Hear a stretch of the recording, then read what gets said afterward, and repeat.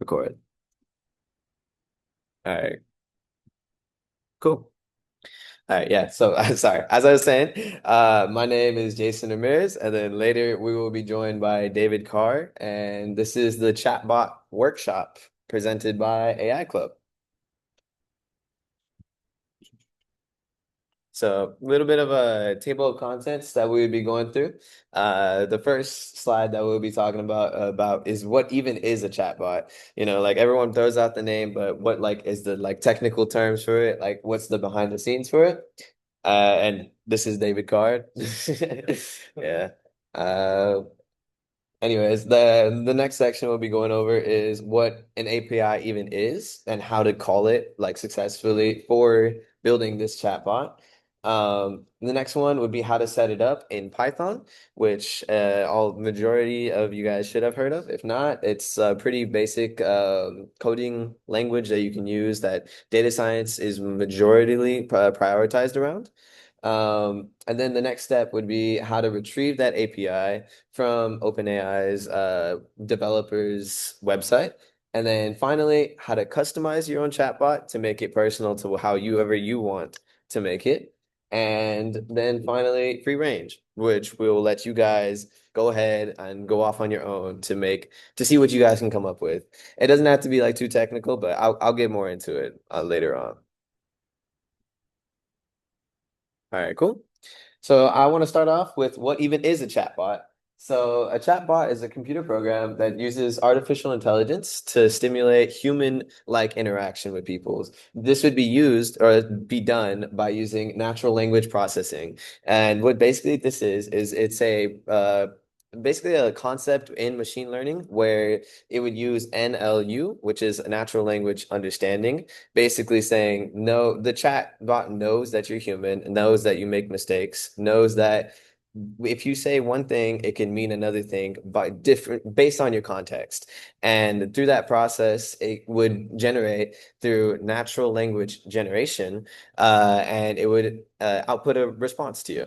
So yeah, basically the chatbot is just a human-like conversation that uses NLPs and different machine learning concepts as its foundations to learn and adapt to give you the most accurate responses. But as we know, ChatGPT and all the other ones aren't 100% accurate all the time. So, it's still definitely in the learning process.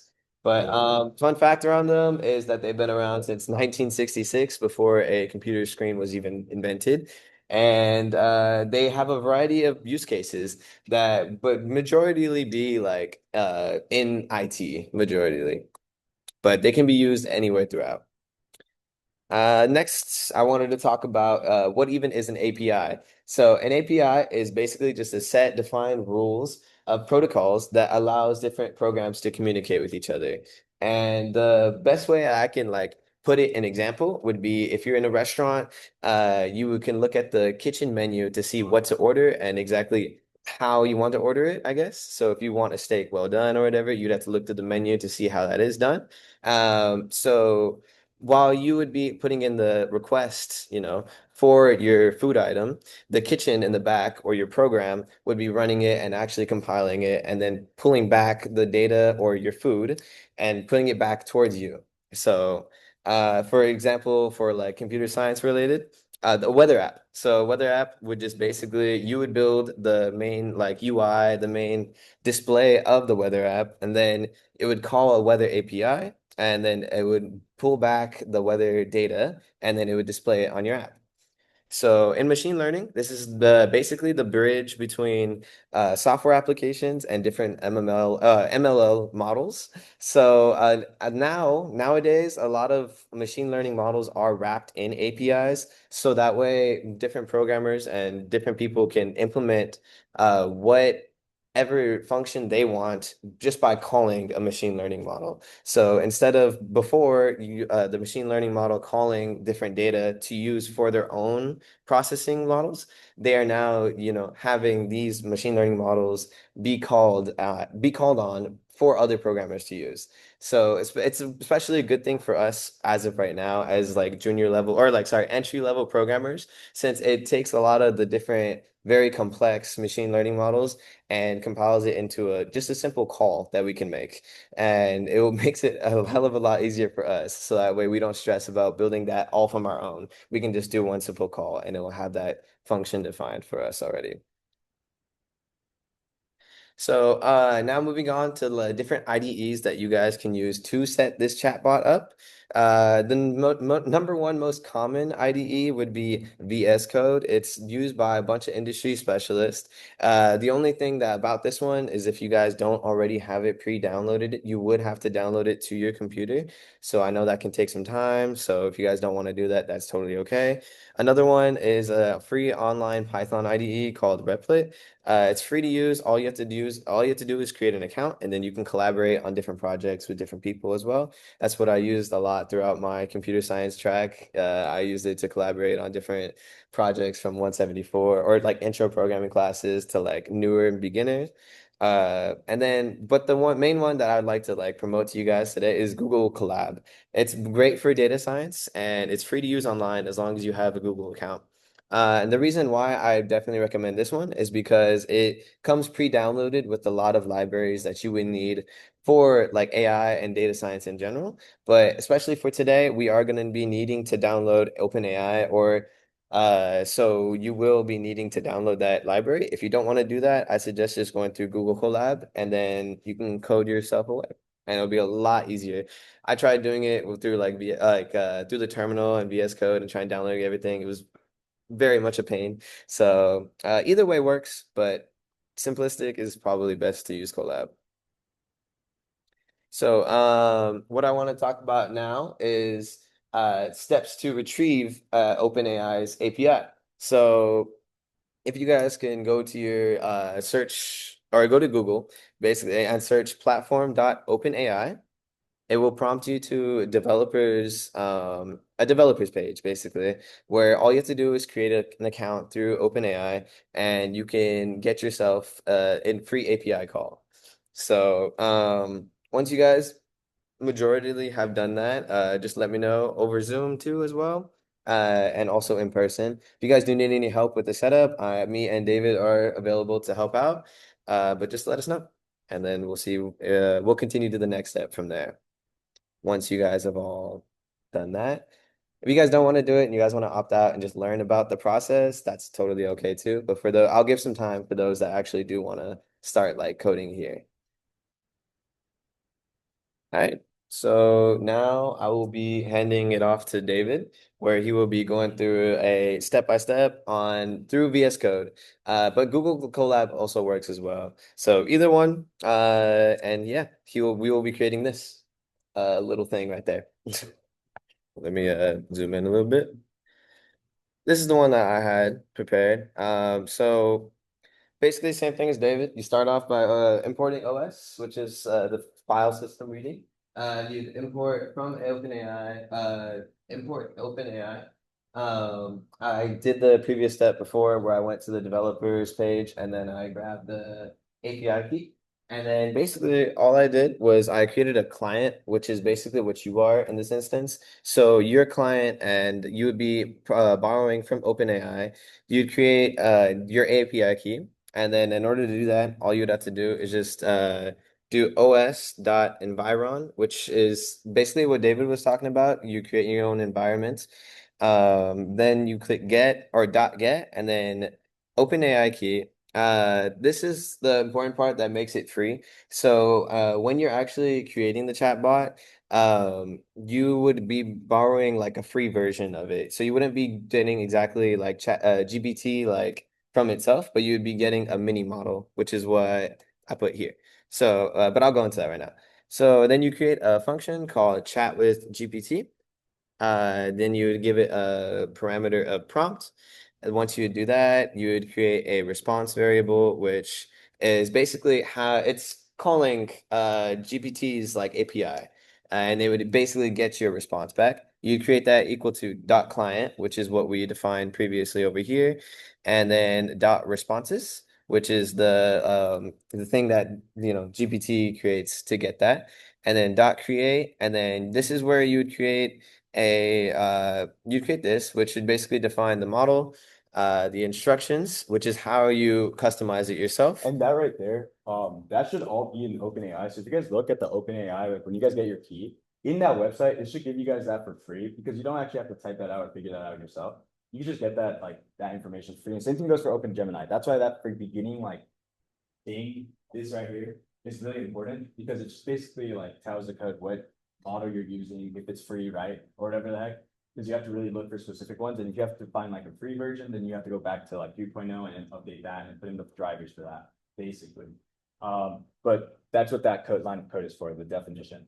But yeah, you can find Yeah, the chat with GPT. Just want to let yeah, you guys know you can get that piece of information for free. So just if you guys want to make your chat box, that's really important if you want to start off with that, right? yeah. And he put his API key in his code, I guess. I didn't. I actually made it its own thing. So I just kind of made .env and I just kind of put the SK equals whatever your key is, right? So just want to let you guys know on that.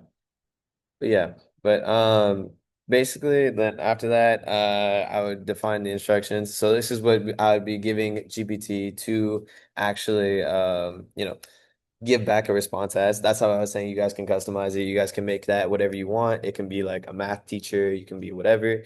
And then since it is a function, we will be making the input the prompt, whatever prompt you're giving it, and then returning whatever response. Oh no, response dot output text.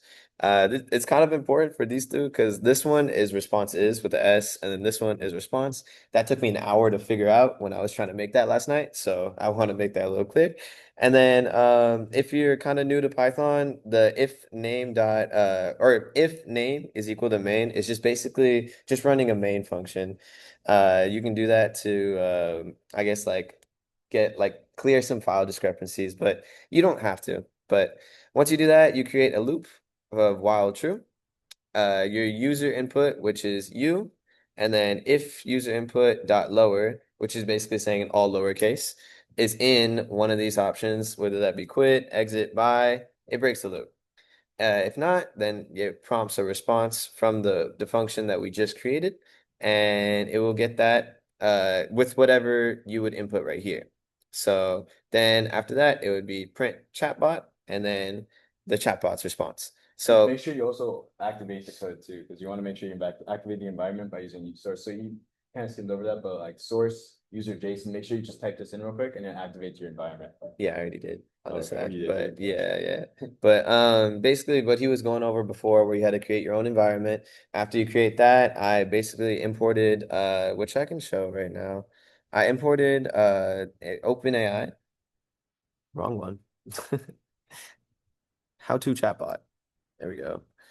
I created my own virtual environment. I installed OpenAI through that environment, and then I deactivated the environment, and then you can write the script. And then also, Do you need a command? no, it's okay. I already have it right here. But I'll tell the environment part after. Okay. Basically, once you have all the script down, you have the API key, which I stored in this little comment right here. You would type in export, export, and then OpenAI API key, and then equal to the string of your secret key. So in this case, I'm gonna copy and paste what I have up here, which is kind of a long thing right here. And then I'd put that in there. I'd finish with another quote. And then once it does that, it opens my virtual environment. Then after that, I just do Python 3 and then chatbot.py. Python 3 just runs the file and then you specify which file. After that, I say, hi, how are you doing? And my personal thing is that you are a pirate that responds to input commands. So he returned back, ahoy, matey, I'm feeling a vibrant and treasure chest overflowing with gold. How be yay this fine day? Which honestly, like is really weird. But like I don't know. So in order to exit, all you have to do is just click it, enter twice, and it'll break it basically. Or you can do one of these commands. But basically what David was saying before was that How'd you get it for free? I'm so curious. but because the way that I did it for free is that when you define a model, you do GPT 4.0 Oh, mini. Oh, so that's mini. the model you're using, So and then you get it for free. it's a mini like version of GPT. So you're not getting the full access of GPT, but in this case you can get it for free. So it's really nice. So I'll go really quick over what I did to get the virtual environment, but it's basically just a repeat of what David did. So can I say it real quick? Yeah, yeah, sure. So you read the virtual environment. Yeah, Yeah. so you do Python and then again Python 3 for Mac, but Python That VMV, yeah, but then Python regular for Windows. Then you said which one? a dash M dash, Dash M then Vim, and then Vin. VN, yeah, VM, Vim, Okay, cool. then slash bin, or no, then space dot, and then Vim again, or dot Vim again. Yeah, and then so basically what this does, hold it. Python again runs it. .m is like a messenger, and then venv is what creates your virtual environment, and then the next one is your whatever name of your virtual environment you want. So in this case, I'll just do custom venv. So then that creates another thing right here. After you've done that, you have to source it, which is basically how do you do it again? That's just source, yeah. So that's it. No, source and then dot Vim, or the name of your because you did it Yeah. different, And and then then so you have to custom, source it and then custom underscore venv. and then bin slash bin. Oh, sorry. Oh, so sorry. Source custom and then underscore venv Slash bin, slash and bin then activate it. and then slash activate. Mhm. Okay, slash activate. That activates your virtual environment. There you After go. you do that, I'm in. As you can see, And you my know it's working because at the bottom it says that your name of whatever file you chose. So custom in his like example, it's custom underscore vent, right? I just put dot vent by vent because it's you could use that every single time. Just yeah. environment. But now that I have this, it basically allows us to download all the like important files and li sorry, libraries that you would need. So in this case, I already pre-downloaded it, but for you guys, you can just do pip, which is basically an auto installer through the terminal, and then OpenAI, sorry, pip 3 install. My bad, that's like the main thing.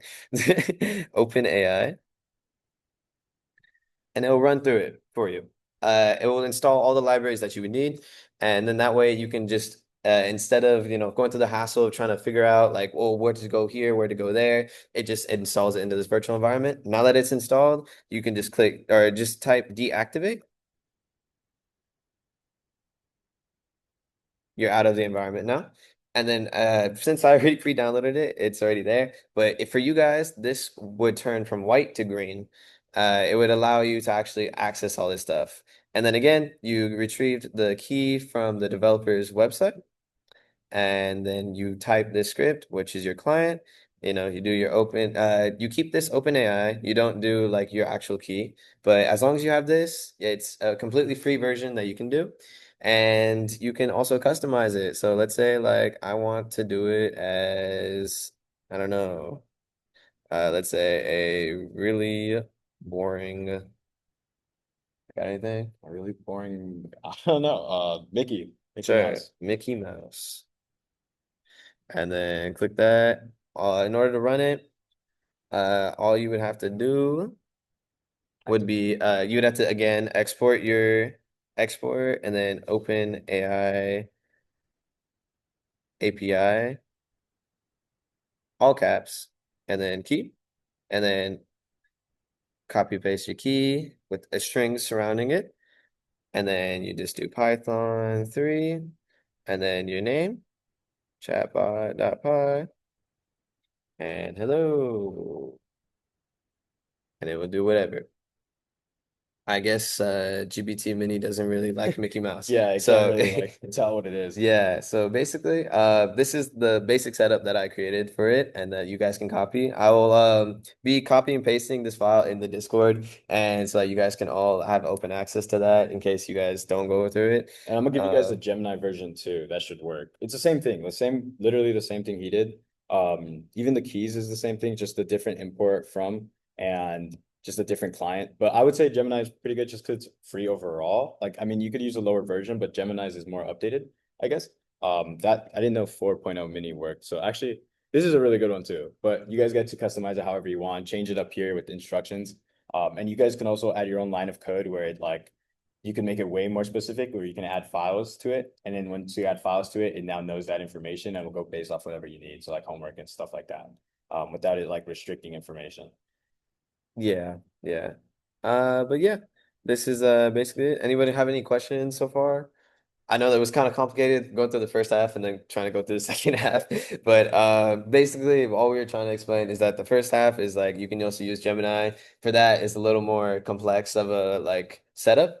This one is a little more simpler, but you know, it's kind of limited on the responses that you can get. But either way, that is your own chatbot, and this is the like basic script of how to create your own chatbot. You just do the imports, you grab the key, you create your own client, then you create your own function since it is a bot, and then you create your while statement or your like main statement, I guess.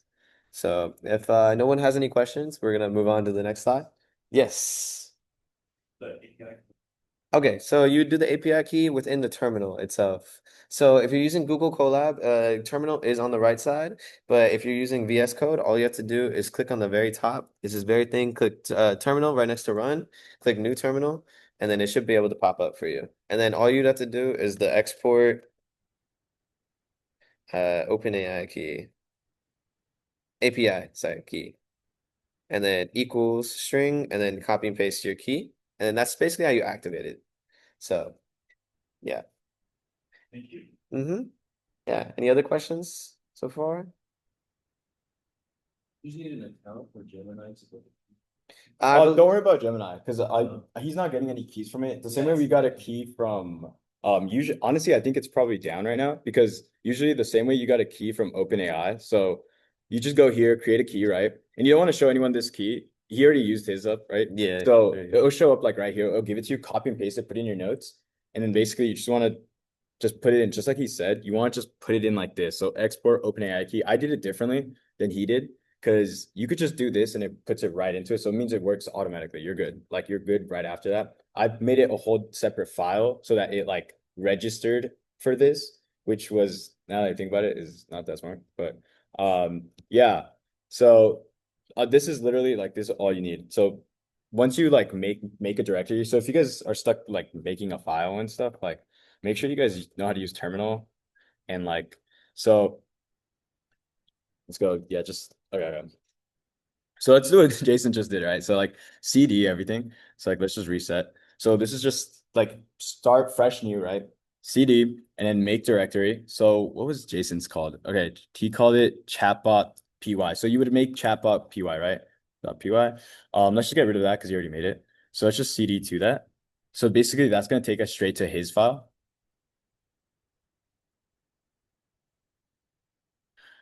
Oh, It's not a wait, comment. what's It's the name of called your file? Chatbot Proj. Oh, yeah, it's right here. Okay. Yeah. Okay, my bad. You called it Yeah. chatbot proj. CD chatbot underscore proj. All right. All caps, maybe. It should okay, whatever. Wait, CD what are you trying to do? chatbot. Just show them how to even get to this. Chatbot proj. Okay. Wait, did you not have it as a phone? No. Yeah, basically, Huh. Okay. yeah. Well, okay. It's all It's right. all right. Well, Yeah. basically, you just make a directory, right? So you make whatever you want to do. So I called it in this case, right? Python chatbot. You CD that. So you see how now we're here. So then you just do code dot and it'll take us straight to your VS code, right? So make sure you have VS code, right? So, and then you can go straight into this. So you import OS from OpenAI and then import OpenAI, right? And then client equals OpenAI API key. So you need to put this in. and then get your API key right. Same thing that he described, and then this is just what he taught us right here. So like you're define an if statement, and yeah. Yeah. Anyways, if no one else has any other questions by chance, I know that was really maybe a little more complicated than it comes across as, but we always are here to help. So if you guys do need anything, I want to do the last part of our presentation really fast. If you guys don't mind sticking with us for a little longer. I know it's approaching 4:30, but I just want to get a couple more things across. Okay. Yeah, that's just another thing. Another thing that I was just saying, you can like free range it just based off that one line in the instructions. So you can implement it into your own projects by doing that same exact script, but translating it to JavaScript. So if you want to challenge yourself and you want to see if you how well coding foundations you have, you can just try doing it from scratch without even Googling it. If not, just Google how to translate that exact script to JavaScript. You can put it in your websites. And then, like you were saying, OpenAI is limited because you do have to pay. So some other ones, alternatives that you can do is the Gemini, which he will be providing the setup for. There's also Chatterbot, which is an installed Python library, and all you have to do is just import Chatterbot. That's it. I think you have to download it first, but it's really simple. Another one's Rasa, which is another API build, which has more customization over like what responses it's given.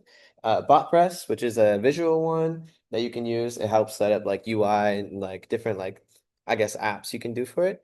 And then also Bot Libre, which is a multi-use platform. So if you want to use it like for a variety of different reasons instead of just one project, I definitely recommend using that one.